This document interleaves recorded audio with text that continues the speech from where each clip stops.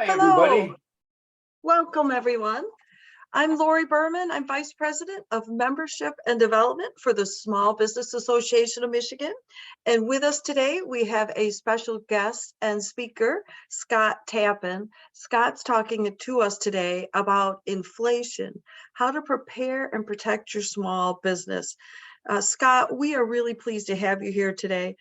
First and foremost, thank you for being a member of the Small Business Association of Michigan.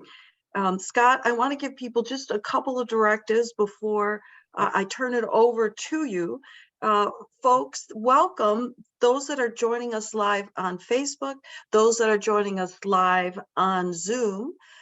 For everyone's knowledge, both of these are being recorded, or this session is recorded on both platforms. For those of you joining us today, Scott will be sharing his PowerPoint with us, and we'll send that out to later this afternoon. So again, it will be recorded and you will have access to the slides. We encourage questions this morning. If you have questions, as Scott goes through his content, please enter your questions in the Q&A section, and we'll be monitoring those, and Scott will be able to ask those as we go along. Okay, housekeeping aside, let's get back to our speaker. Scott Tappan is the outsourced VP of Sales for Sales Acceleration. He shares both financial revenue about enhancing methods to counter the impact of inflation. Scott is a sales expert, and we're really pleased to have him here. Again, pleased to have you as a member. Scott, thank you for taking your time out of schedule to share your knowledge with our members. We're very appreciative. Well, thank you, Lori. And I thank you and everybody attending for taking the time to watch. Really appreciate it. So I'll get underway. Again, my name is Scott Tappan. I'm an outsourced VP of Sales. I have my own LLC, which is called Strategic Sales Solutions, and I'm a licensed advisor of Sales Acceleration. So just a part of a little bit about me before we start. I am residing in Birmingham, Michigan, and I have executive sales experience of about 35 years. I've worked with General Motors 21 years in the automotive division of Sirius XM in New York. And so you might ask, what's an outsourced VP of sales? I do fractional work. So like a fractional executive, I work part-time with small businesses. And I basically create sales foundations for these businesses. And it's pretty much made up of designing the sales process and establishing infrastructure for revenue growth. I do create compensation plans that basically tie into the important KPIs or key performance indicators of companies. I will hire and build sales teams, as well as implement or redesign existing CRM systems for efficiency. I will train sales leaders. And I'm not looked at like a consultant only because I do the work. It's not like a presentation is pulled together and asking businesses to implement it. During my engagements with customers, I do the work. As I mentioned, I'm a licensed advisor of Sales Acceleration. There's 180 of us. We all have a minimum of 25 years executive sales experience, and we offer about 6 different client engagements. But the main reason I did join Sales Acceleration is because of all the expertise within the 180 advisors. They just kind of feed through best practices in these services that we offer. So they're totally proven. And out of about 3,300 clients that we have serviced since they started, about 98% of them have shown positive revenue growth within a year. And that average is about 32%. And I do work in all industries in the US and Canada, but I do focus on Michigan. So I'll just start off by saying, by no means am I a expert on inflation. Just recently, I did write a couple blogs. Lori did see the blog and she thought that was good content to present. But I basically got up to speed on inflation because I did want to be a resource for my clients. I know there's a lot of concern out there and just wanting my opinion as to how I could help them from an inflation perspective. So that's basically what I've done just over the past several months, is really kind of got up to speed on just the elements of inflation. So keep that in mind. I'm by no means an expert, but let's start off with the basics. So what does cause inflation? I think everybody pretty much knows what it is, but it's a continuous rise of the price of goods and services that basically turn into the decline of purchasing power over time. There's demand pull, cost push, and then built in. And the built in is basically when the price and wages rise put together, basically to maintain some of the cost of living. To take a look at where we've been and where we are now, in the state of Michigan, the past 12 months revolving, we've averaged about 3.9%. January is 3.9%, and that came from about 4.5% the prior months. You can see on the graph that we did top out about 5.4%. And so, yes, that's a great decrease. We're just hoping the trend follows that. To give you an idea, just for the 12 months, that average has been 5%. And obviously pretty high, good indication that 3.9 is there. But then when you look at that bottom graph, you can see we've got a ways to go. This is a 10-year time frame. And we can see the very last data point right next to the 4, that's a 3.9%. And you can see we've got a long way to go to get down to what the prior years have been. The average for these 10 years is 3.2%. And that's pretty much inflated just because of the last year and a half of higher inflation within the state of Michigan. So that's where we are now. And I did want to get into, some of the challenges. So small businesses are not, unique to these challenges. Big businesses, medium size as well, have these issues, but it tends to be a little more pronounced for smaller businesses. There's a higher cost of goods as suppliers raise prices. Small businesses are particularly affected because they typically have limited resources and limited purchasing power compared to the big guys. And then also a harder time to access credit to provide some finance options. There's obviously supply chain disruptions going on. The suppliers themselves are going to experience their own issues, basically with their own operations and staff, and higher operating costs through increased overhead throughout the company can really bear down on small businesses. Tighter margins. If the company's prices lag behind the increases that are made by the suppliers, it can really affect some of the business owners. Obviously, higher interest rates for new debt can be an issue. And then reduced sales or market share, especially if the company's goods or services are seen as non-essential, or they could be now too expensive compared to where they used to be. So that can impact market share. And I will address in later slides kind of more of a sales element to approach inflation, as well as some of the standard items that just businesses in general are recommending economists. So I'll touch on both sides of it, but I will start off with some of the more general practice tasks to offset inflation. And then obviously painful cost cutting. It does include the operating costs, and that could require some staff reductions, benefit reductions. So inflation definitely puts a lot of pressure on businesses, large and small. So business owner reactions. This is from the U.S. Chamber of Commerce. And how do business owners? What do they think about inflation? And 85% of them say they're definitely concerned about inflation's impact. And that there are a third of them that rank inflation as their top concern. And it's really that where I would just listen to my clients, and I would hear a lot of worry and just wanting some advice on how to navigate through this time. And then about 2/3 are basically raising prices due to inflation. So how can you protect against inflation? Well, one area is review and adjust prices regularly.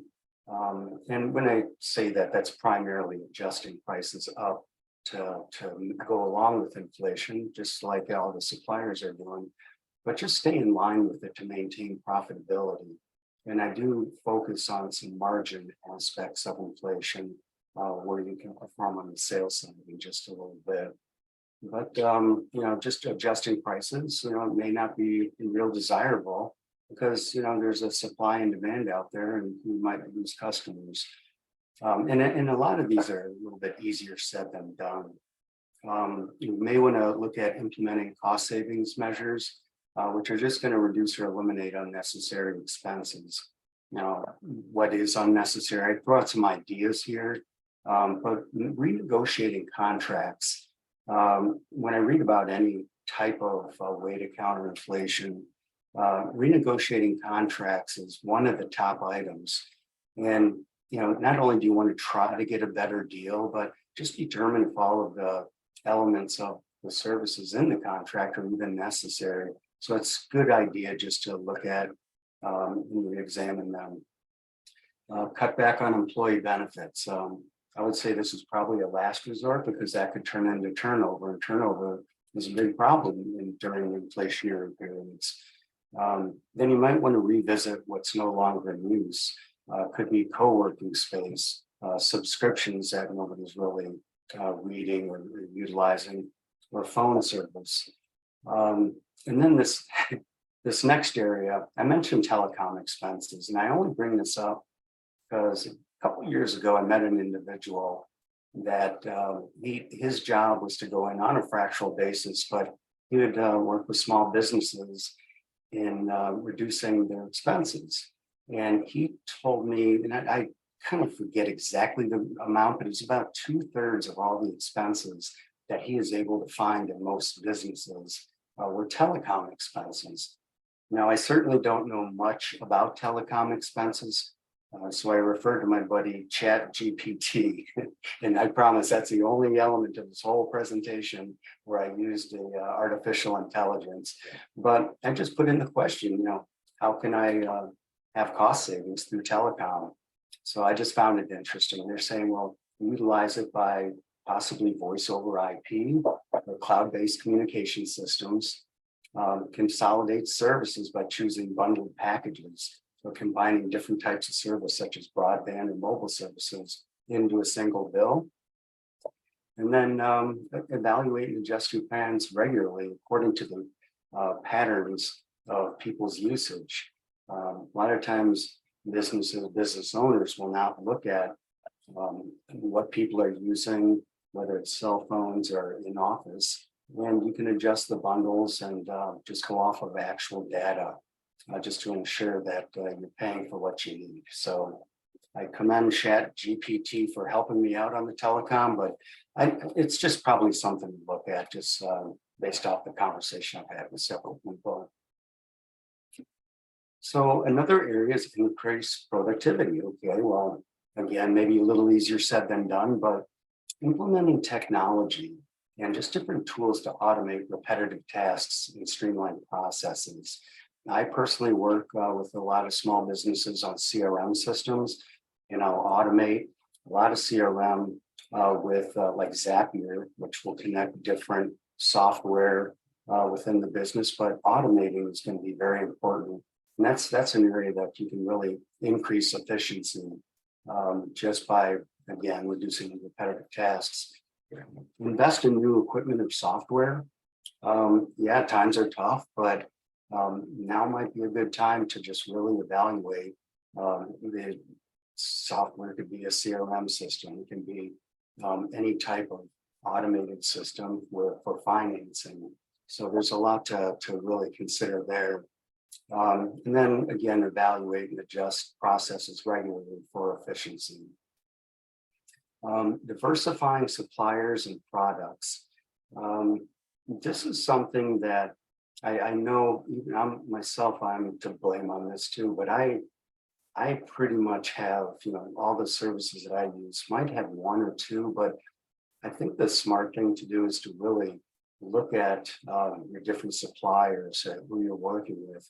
But then, obviously you'll have good relationships, but just have a couple more on board, because as one, either, and in some cases, they may go out of business or they're having supply chain issues themselves. It might be good to just have an alternative in your hip pocket to work with. And then, just for alternative product and material price and sourcing. Government assistance.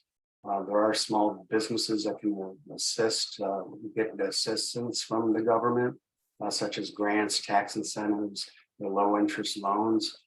And I do know the governor about 3 days ago came out with a proposal for the Michigan legislature to pay out checks to individuals. And it's not company related, but that would probably help the small businesses by giving some of these individuals a little bit of tax relief.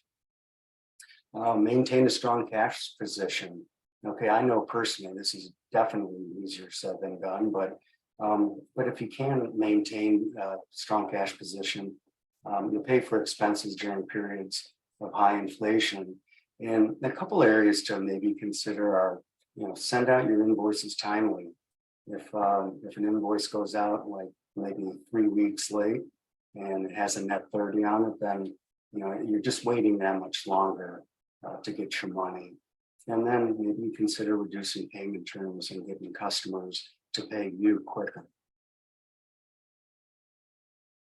And then monitor the economy and inflation trends. If you do keep an eye on these economic indicators and the different trends, you can really anticipate what's coming. I thought just one of the first charts that I showed, showing that decline from December into January, great news, but it's not time to ease up yet, because we do know that even if there is a downward trend, it's still pretty high. And maybe within a year, nobody knows, but maybe they will get back down to averages, but you really need to stay on top of it. Just do the right things, be smart, tighten your belt, do whatever you have to do, but just look at those economic trends. Financial experts, that might be an obvious, accountants and financial advisors can just help, brainstorm with you on how you can navigate through some of these inflation challenges. Then hedging against inflation. Well, there are available tools out there that if you did have some added cash, or if you could invest in instruments such as TIPs, that are treasury inflation protected securities. That just will give you a nice little shell to just help offset some of the burden that inflation is causing. And then employee retention is obviously a big thing.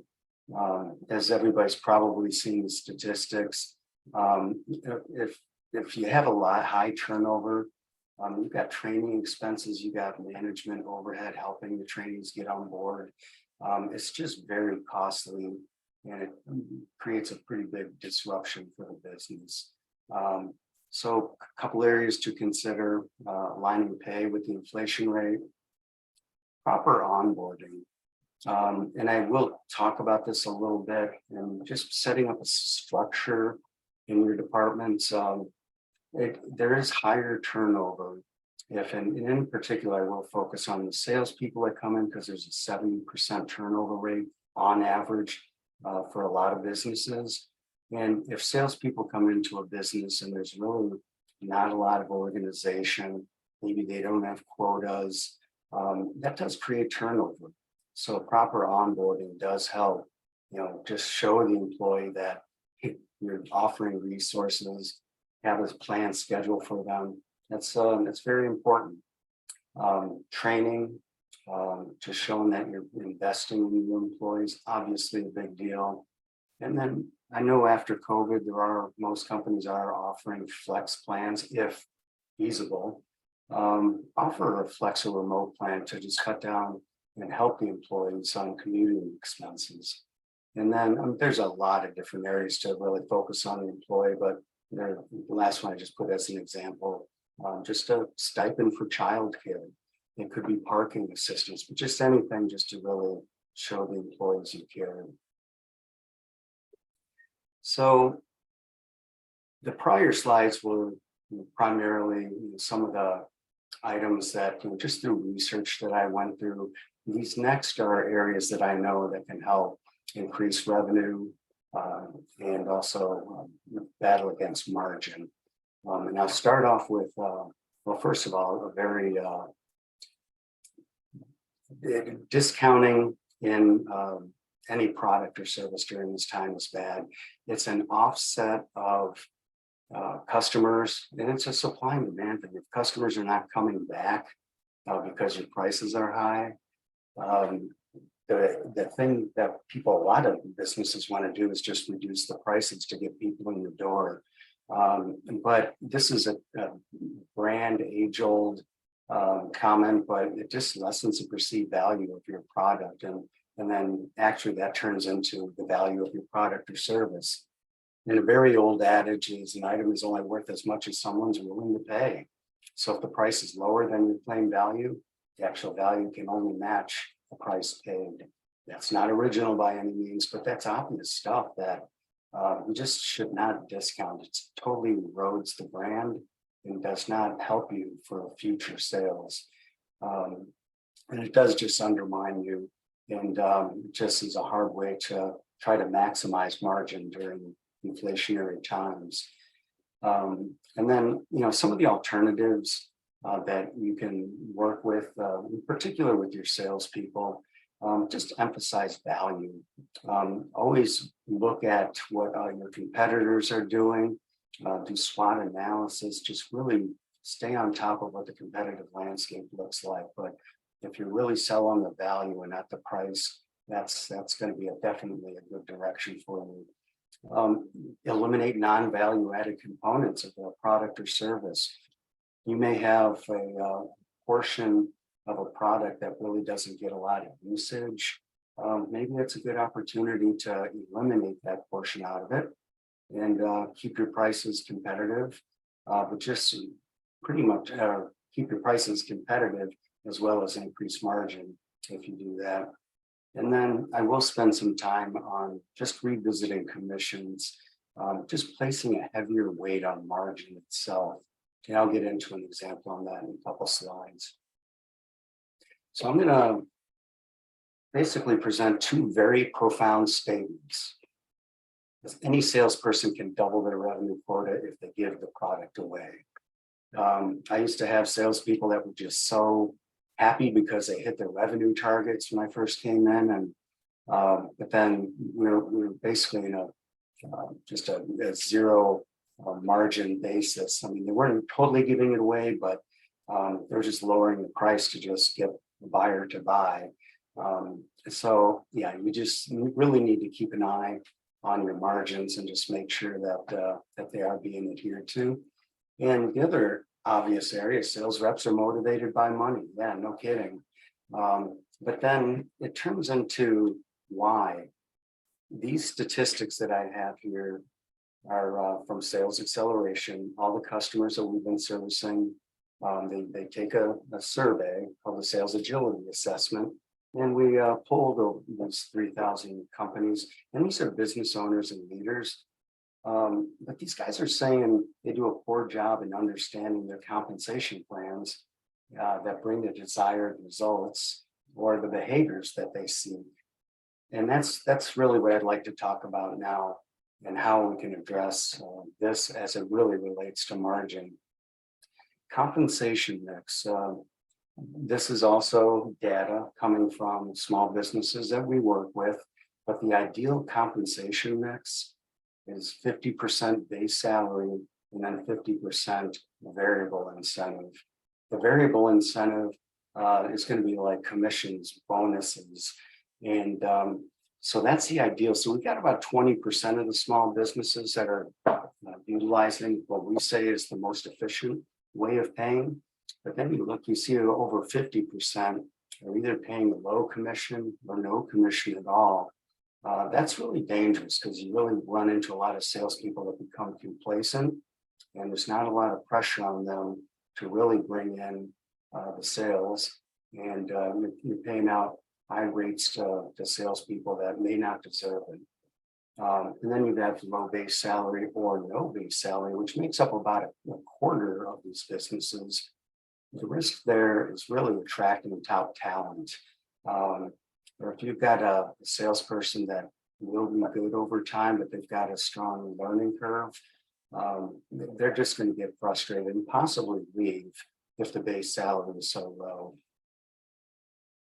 So here's what I'd really like to talk about is this in inflationary times is, focusing on margin. So I mentioned the best sales, or excuse me, the best compensation mix is 50-50, 50% base salary, 50% variable. So an example, and I just take this and I grab $60,000. So obviously use whatever's best for you. This came out of the BETS compensation guides. They come out once a quarter, and I just used an average. But if you give a salesperson a base of $60,000, consider the other half is variable, also $60,000.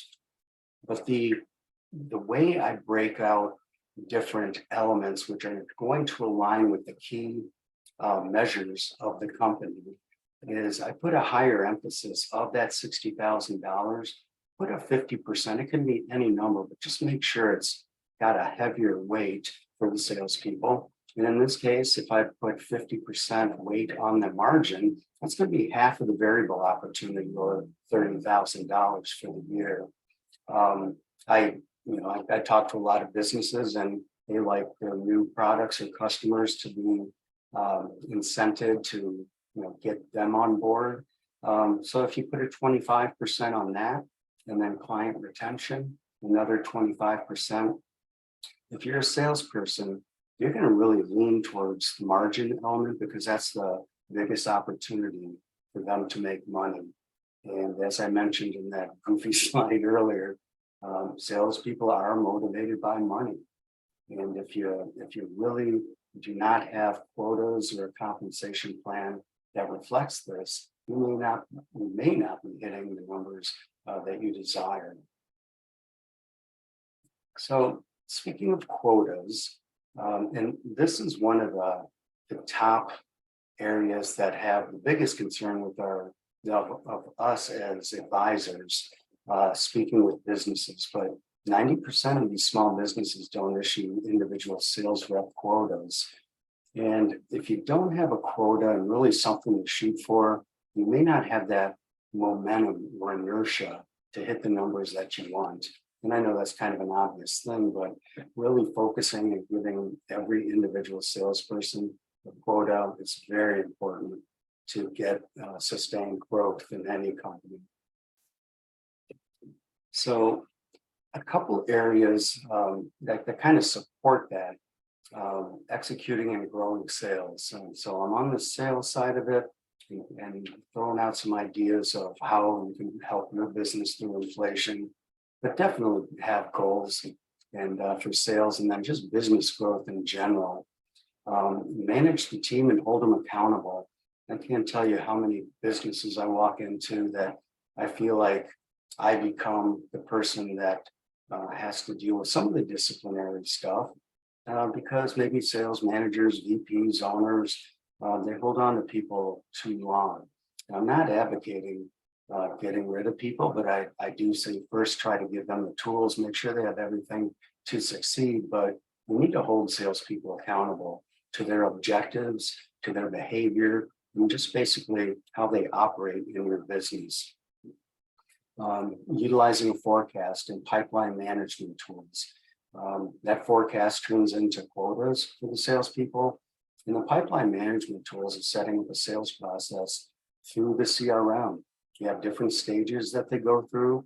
A salesperson cannot go from stage 2 to stage 3 without taking notes, without doing uploading documents that are needed for that particular, say it's a proposal or an agreement that goes out, but just having everything organized through the pipeline management tools is very important. And develop the sales metrics to measure the key objectives and the daily activities. And daily activities could be the number of calls that go out, the number of contacts salespeople make. You don't want Big Brother. I have always thought daily activities should be monitored just for new employees, just to make sure that they they know the rhythm that they have to get into. But that's something that is important to get them off on the right foot. Improving the sales process. Do your sales work within the current competitive landscape? And that's including a customized sales cycle that fits not only within your company, but within the industry. That sales cycle could turn into seasonality. There's going to be a lot of businesses go through seasonality, but might have a straight line for objectives. And that makes it very difficult for salespeople to make their quotas some months, but then they blow them away other months. Just keep seasonality in that cycle in mind when pulling together plans or forecasts. Produce predictable sales forecasting. That's one area you can look at this as not being too overly aggressive with setting objectives. They should always be aggressive, but they should also be attainable. So that the objectives, especially if you're putting together new plans and sitting down with the salespeople, it's very important to revisit this at least quarterly from the beginning, and then at least twice a year over time until you really get an understanding of how the revenue is coming in. So producing predictable sales forecasting is only going to align the salesperson with the sales manager. Creating rules of engagement that's understood by everybody. Everybody follows those rules. I know top salespeople in a lot of businesses from who I've either managed or who I'm out as an advisor. Those people get a little more slack. They take the shortcuts. They don't put the notes in CRM systems. And that creates a lot of animosity with the rest of the team. And the only thing I suggest is make sure everybody follows the same rules. It will help the culture overall. You may make a top salesperson a little mad for a while, but everybody should follow the same process. And then this is kind of repetitive from earlier, but just automation. And what I do with all my businesses is work through CRM systems and make sure that it streamlines the processes and just makes it more efficient for business. And then finally, just enhancing the sales plan. As everybody knows that a new economic landscape or change in the industries and marketplace can happen on a dime. So just ensure your sales plan is relevant. What was happening during COVID isn't necessarily relevant today. We're breaking out of that. Yes, we're hitting inflation. There's got to be a lot of considerations there. But as inflation starts to come down, you're going to change your sales process to be the most efficient for how you work. But just leverage business intelligence, reporting, and just looking at national figures, local figures. Very important to consider what you need to do uniquely to grow your sales rate. And then create a sales organization that fits your sales objectives. EOS, or the Entrepreneur's Operating System, always says get the right seats on in the bus. And that is something that really needs to be considered, because if you put that round peg in a square hole and they really don't fit in, try to find other areas, train them up, but you really need to make sure you've got everybody on the team working together to hit the same objectives. Compensation model. I can't say enough about compensation. I think that is one of the most important things that I see that drives performance in a company. And then hire the needed sales resources. That kind of goes down the path of making sure that you've got enough people. Everybody can produce what they need to produce to hit your objectives. If you throw high objectives to a smaller sales force, that could be hard. They may be facing unrealistic objectives. So in summary, well-designed, carefully constructed, and effective management organization. They can ease the inflation burden through revenue and profit growth. Help your company improve decision-making just through being efficient, reducing turnover. Again, just showing employees that you got a system in place, you're efficient, and you have a plan for them is very important. And that's overall going to enhance the sales team performance. And with that said, I will take any questions if there's any out there. And if you'd like a little more information on what I do, my website's either on the QR code that can be snapped with your phone or through s3selling.com. S3 being Strategic Sales Solutions. So thank you very much. Thank you, Any Scott. questions? I don't see any questions at the moment. If you have Okay. questions, folks, please put them into the Q&A. We are happy to answer them. Scott is happy to answer them for you. Thank you for the breakdown and unpacking this issue for us. I really appreciated the information as it related to sales team. We do have a question here from Casey. Are there resources for grants you recommend? I don't know if that's in your wheelhouse, Scott. I could imagine, Lori, that you may have a good answer for that. That's kind of what I was thinking. Yeah. You know what, depending on what your business is, Casey, certainly there may be some funds or something you get through the SBDC or the SBA. I would look at those local areas first. I know there's immediate monies coming up for nonprofits. The nonprofit is based on how your organization did during COVID and after getting any PPP money. So there are still a few sources out there, but it is really dependent, Casey, on your industry or the type of business that you have. Any other questions? I'm happy to answer. If not, a reminder that we will be able to send, oh, here comes another one. Do you offer any resources for small businesses, like using social media or other assistance? I do actually. Okay. And that's primarily just because of my background. Now, right now, what I'm doing professionally is sales myopic. But my whole history, and this may not be it may not be the same for all of Sales Acceleration Advisors, but I got pure marketing experience from brand management, doing marketing for 5 different General Motors brands. I do have that background in social media as well. And what I am proud of is my network. If there's somebody that, or if there's a subject matter expertise that I don't know, I've got a great network of referral partners that I'll just bring value into my companies by referring out a referral partner. And if you'd like to give me a call, I'll understand the situation, and either I can help or somebody else can help bring value into your social media situation.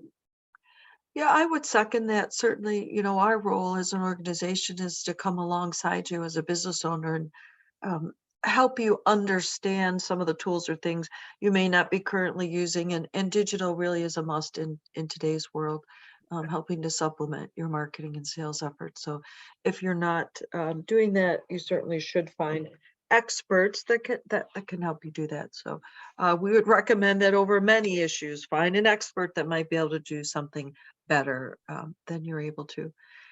There is another question that has come through, Scott. The question Okay. is there a benefit to using tips as opposed to other forms of business investments like bonds and CDs? And you'll have to refresh my memory what tips stood for. I know you had it in your slides. Yeah, it's a package of an investment that it's a inflation protection. And it's just an investment that does not get affected by inflation. Other investments, the only thing that really comes to mind just from my research is some of the bonds that do not get radically moved like other funds do. But I apologize, and I can easily be a resource to go get the more proper answer. All right, excellent. And if are there any other questions? Last call will do. And just a reminder that Scott will be providing the slides. We'll get those out to you later with the recording. And you'll be able to see this also on Facebook and on the SBM website.